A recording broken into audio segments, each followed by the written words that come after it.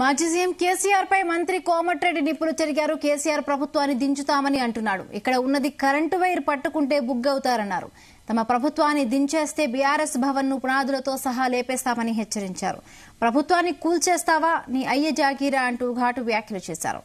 Government వచ్చిన 4 రోజులకెళ్ళి ఆయన కొడుకు మొదలుపెట్టాడు ఈ గవర్నమెంట్ ఉండదని. అప్పుడు అనుకున్నా సరే ఆ బచ్చగాడు పోతే పని వానికి ఏం తెలియదులే కేటీఆర్ కి అనుకున్నాం. ఇవాళ నిన్నమ్మన కట్టబెట్టుకుని ఒక ఆయన లేచి ముసలాయన సంవత్సరంలో దింపేస్తాం ఈ గవర్నమెంట్ ఉండదు. 104 మంది ఉంటే మమ్మల్ని దింపుతాను. అరే నువ్వంటే చేతగాని కానీ దింపుతానికి చూసి మోడీ. ఇక్కడ ఉన్నది ఎవరు? ఇక్కడ హైటెన్షన్ వైరు. ఇక్కడ ఉన్నది ఎవరు? బండ సామవరం పై సబ్ స్టేషన్ లో నీ బండారం బయట పెట్టి పవర్ ట్రాన్స్ఫార్మర్ ఇది. కోమటిరెడ్డి రాజగోపాల్ రెడ్డి ఎవరు?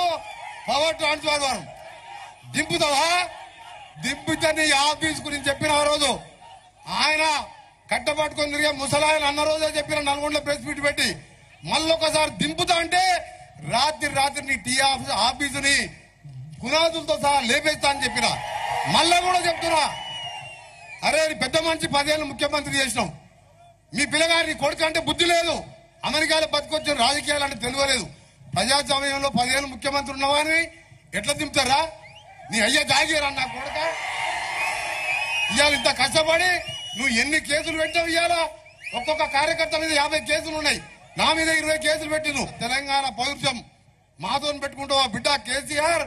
మళ్ళొక్కసారి ఆ నోట్లకి వెళ్ళి మాట వెళ్ళినా సరే నీ మర్యాద దక్కదని చెప్తున్నా.